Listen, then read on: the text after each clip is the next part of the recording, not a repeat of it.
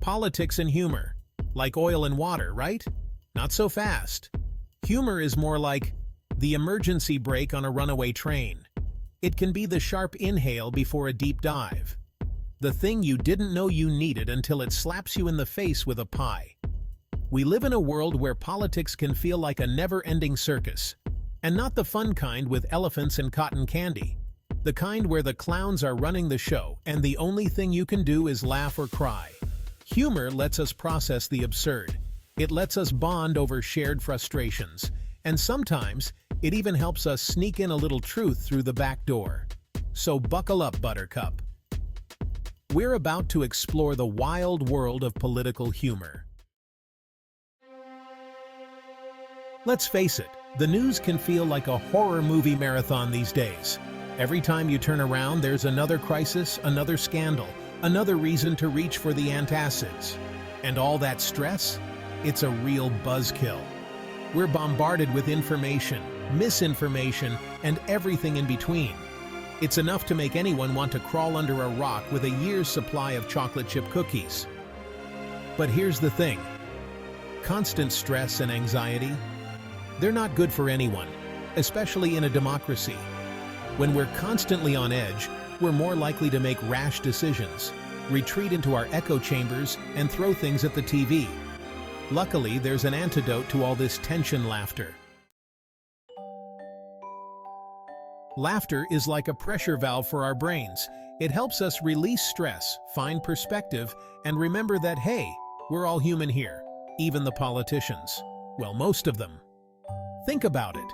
When was the last time a good belly laugh made you feel worse?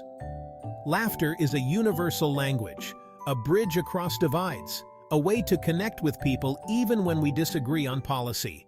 And let's be honest, sometimes you just gotta laugh to keep from crying, especially when the alternative is watching C-SPAN with a straight face. Section 4. Court Jesters of the 21st Century. Now, I'm not saying comedians are modern-day philosophers, although some of them might have you fooled. But they do have a knack for pointing out the absurdities of life, and politics is chock full of material. From late-night talk shows to stand-up routines to satirical news programs, comedians are using humor to hold a mirror up to society, warts and all. They tackle complex issues with wit and insight, making us laugh while also making us think. They find the funny bone in the body politic, reminding us that even in the darkest of times, there's still room for laughter. Section 5. When memes go viral, politicians go viral. Remember that time a politician said something so ridiculous, it became a meme overnight? Yeah, me too. Social media has become a breeding ground for political humor, with memes, tweets, and viral videos spreading like wildfire. And you know what? That's not necessarily a bad thing. When used effectively, humor can be a powerful tool for social commentary and political activism. It can cut through the noise, expose hypocrisy, and spark important conversations, all while making us chuckle. Section 6. The United States of LOL. Look, I'm not naive enough to think that laughter can solve all the world's problems, but I do believe it can bring us together, even when everything else seems determined to tear us apart. Humor reminds us that we're all in this together. It helps us find common ground, even with those we disagree with. And sometimes, that shared laughter can be the first step towards understanding, empathy, and maybe, just maybe, finding solutions.